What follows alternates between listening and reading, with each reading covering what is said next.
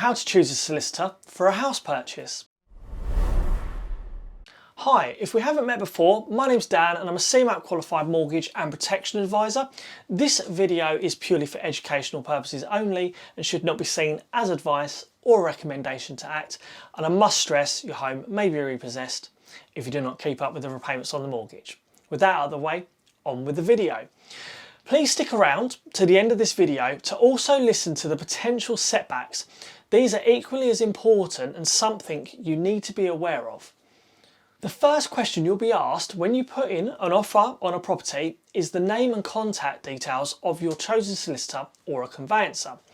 Conveyancing is a legal term for transferring ownership of property, whether you're buying or selling. A solicitor or conveyancer will handle contracts, give legal advice where necessary, carry out local council searches, deal with the land registry and transfer funds to pay for your property. Solicitors are usually more expensive than conveyancers and are qualified lawyers, so they can offer a full range of legal services. Conveyancers specialise in property, so cannot deal with complex legal issues. How to choose a solicitor or a conveyancer? Ask friends or family if they've recently had an experience. There is not going to be a better way to find a reliable company to handle your house purchase than word of mouth. Ask your mortgage broker, lender or independent financial advisor. They also have plenty of experience dealing with solicitors and conveyancers. Something to be mindful of is sometimes recommendations are made as they receive a referral fee for passing on any business.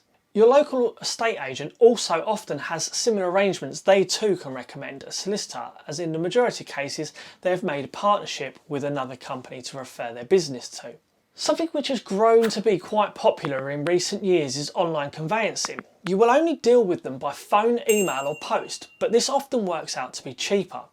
Make sure your chosen property specialist is a member of the relevant governing body applicable to your country you're buying in the UK, as England and Wales have a different governing body to Scotland. Something you also need to be aware of is lenders have a panel of conveyancers that they will accept. This can on occasions make appointing a legal team before applying for a mortgage a little bit tricky, as you may not already have been placed with a lender. How much does a solicitor or conveyancer charge? They charge in three different ways: a fixed fee, an hourly rate or a percentage of the property price. Try to get quotes from different firms on the cost of their service and do not be afraid to negotiate the price. Make sure the quotes break down all the costs including the searches, also allowing for VAT, so you're comparing like for like. They should also cover in their breakdown bank transfer fees, land registry fees and stamp duty on properties where applicable. Other things to consider when appointing a solicitor or a conveyancer.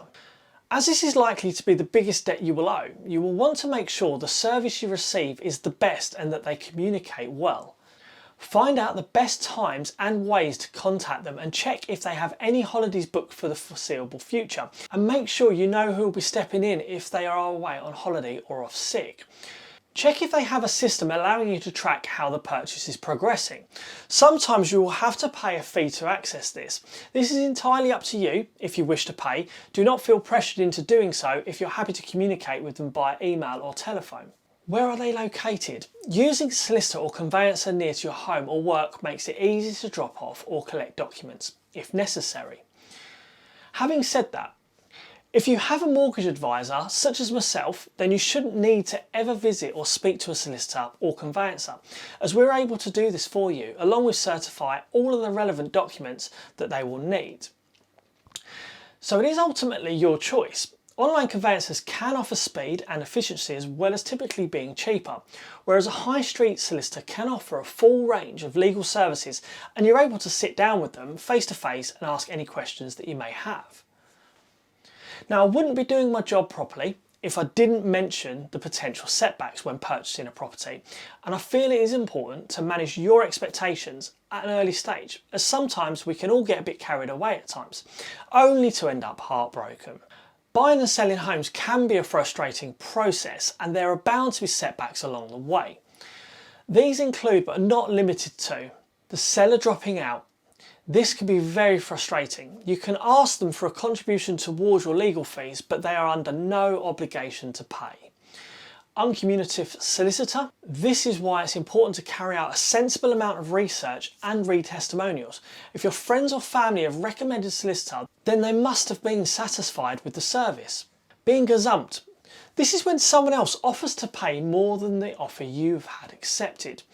This can be prevented once your offer has been accepted. It is generally frowned upon for the seller to still be listening to offers, and hopefully the estate agents will take the property off the market. Once you've had an offer accepted, you will start to pay fees. So this is important, you make sure no more offers are allowed to be made. If you're in a chain, sometimes the price you may have to pay for the property can change. This is usually down to the seller being offered a smaller mortgage than required, so they need the shortfall to be added on to the property value. Problems found during a survey. Old and new properties constantly need maintenance, and a survey is designed to highlight any potential problems with a property, and problems can be quite common. Some are more severe than others, and this is why you would need a professional advice on the next steps to take. This is why I feel that the job I do is important. A good mortgage advisor will be aware of all the setbacks and will make sure you're not spending hundreds of pounds before it's absolutely necessary. If you'd like my help obtaining a mortgage, please contact me. My details are below. Also, not expected or not necessary, but I'm sometimes contacted to ask how you can thank me for producing these helpful videos. If you'd like to do this, you can buy me a coffee using the link below. Check out this video to make sure you avoid making the 10 most common mistakes that are made when buying a property. Remember, your home may be repossessed if you do not keep up with the repayments on the mortgage. Thank you very much for watching, and I'll see you next week.